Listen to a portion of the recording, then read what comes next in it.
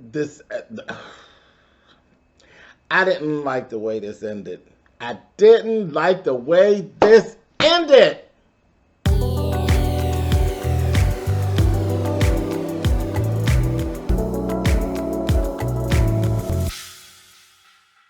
Hey guys, thanks so much for clicking on the video. This is my review for the series finale of Queen Sugar. I am not happy. I'm not happy. I'm not satisfied. I don't. First of all, let's just say this. I don't like the fact that this ended at all. Like, how dare you? How dare you? But all good things must come to an end. So it came to an end. And I'm feeling the same way I felt about my Greenleaf. I don't like the way it ended. I don't like the little bow that they put on it. And okay, let's just say this. We're right back where we started. We're right back where we started. We're nervous about Charlie and Davis, which is exactly where we started. Same thing as with Greenleaf. We went right back to where we started. Did y'all catch that? Sorta kinda. Funny style. But sorta kinda back where we started. Okay, anyway. So Blue is leaving. And it's the whole episode was just them putting the bow on it. Blue's leaving. He gives Raw Kenya. I didn't even know Kenya still existed. But yeah, he gave Raw Kenya. And, you know, it is what it is, you know. And the funny part is, Raw is having just as bad of a time as Darla. And Blue said, I heard you in the bathroom, Pops. He having a hard time, but he knows it's for the best. Okay? Charlie had this conversation with Vi, and she asked Vi about Jimmy Dale. She said, is there anything at this present time that Jimmy Dale could actually do to make you feel differently about him? Maybe that Vi went. Vi just been, when I say bitter Blanche, Vi is evil. She's hurt. And she's mean as a black rattlesnake. You understand me? Why would you ask me some dumb shit like that, Charlie? I was like, oh, girl. She went off. And she explained. And she told her, she said, now listen. She went, you know, she finished going off because that's Vi. That she's, you know, she the aunt that we all would love to have, but would all would love to strangle, okay? She told her, she said, you know, Jimmy Dale is a terrible person, and there's nothing he could do to erase nor make me feel differently about anything I went through at the hands of Jimmy Dale. She said, so no. She said, but Davis is different. Davis got possibility. And I agree.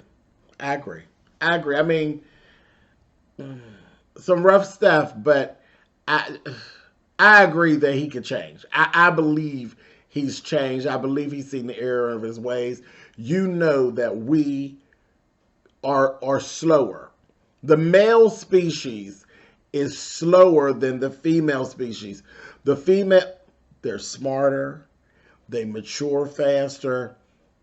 They better. They're just better. I said it. I said it. The female species is just better. It's more together than the male species, honey. We are the muscle. They are the mind. That's just the way it is. That's just the way it is. I didn't make the rules. I was born into it. They're just better. Anyway, so that's that. So I believe he is just catching up to where she was 15 years ago. And his maturity level has just kicked in. So, yeah, I believe he's changed. Anyway, Nova and Calvin. This is a loaded gun. Nova and Calvin is just a loaded gun. She threw it right out to him. You lied.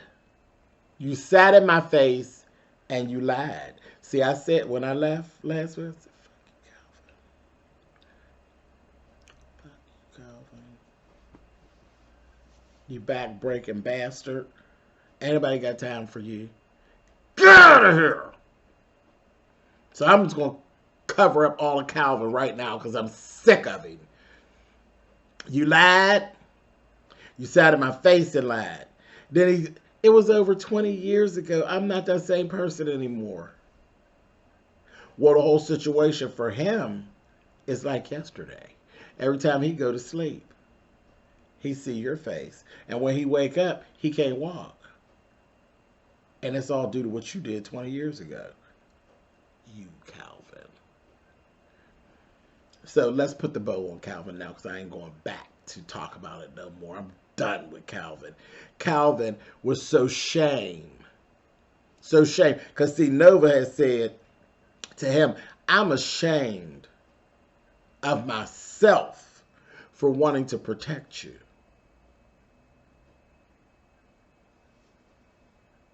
And not only that, it puts you in such a position that now you look crazy in these streets because you out here. It's nothing but a whole embarrassment. You dealing with him, everybody know he your man. You talk about marrying him. And here it is. This is what he did. It makes your whole existence and your whole what you do make you look inauthentic. You look crazy right now. Completely crazy. But he ended up calling the internal affairs on himself. And he turned himself in. Good. Good. Goodbye. Bye, Calvin.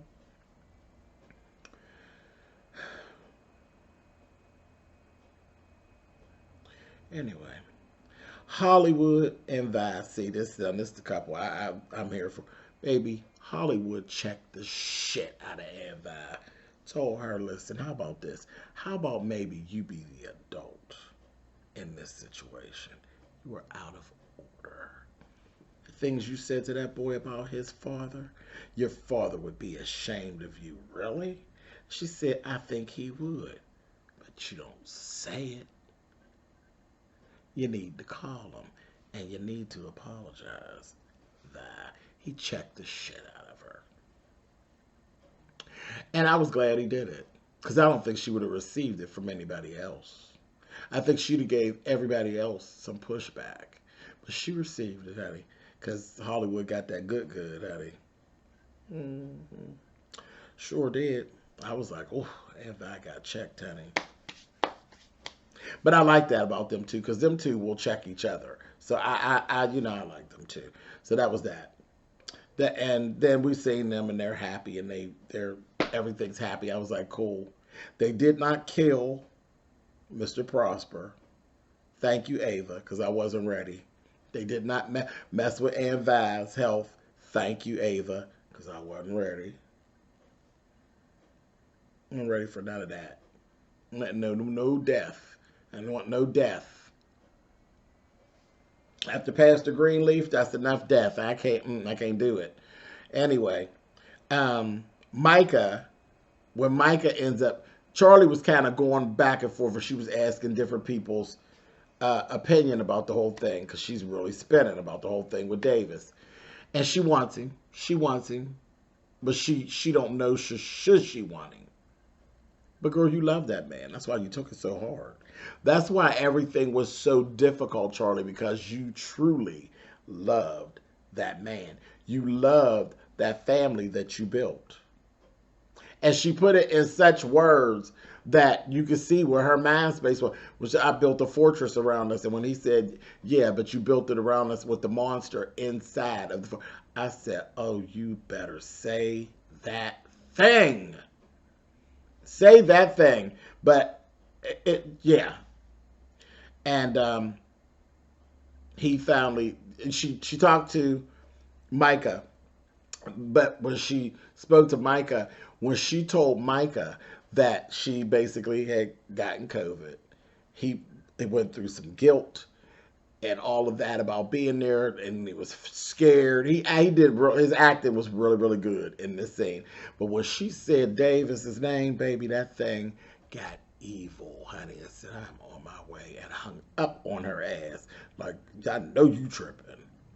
He got some unfinished business with his father that they're gonna have to work through. Now I'm mad because that I want to see. I would love to see this dynamic of Charlie getting back with Davis and the turmoil with Micah. Baby, I would love to see that, because that would be some good writing, honey. a good actor seeing them two bulls clash, and they would clash. They would definitely clash, especially if I was the one holding the ink pen, honey. They would be clashing, and baby, they would be getting down and going at it, honey. Do you understand me? Yes, God. But we ain't never gonna see that now, are we? Anyway, Micah come home. They just kind of looking at each other crazy and not saying nothing. He know what's up. Micah ain't crazy. He know what's up. Anyway, yeah, but I was like shocked when Davis said, you know, Micah don't talk to me about girls and stuff. No, because you didn't set the example. Your example was a mess. So no, he don't trust you. He doesn't trust you, and he does not trust you with his queen, honey. He don't trust you with his queen, baby. We need more. We need more. Now you talk about a spinoff? We could do a spinoff with just Micah, Charlie, and goddamn Davis. Anyway, and then the conversation when Charlie actually talked to Darla, and Darla told her, I would never give you advice on your love life. I'm not going to do that, Charlie. But she gave her advice about forgiveness and people changing.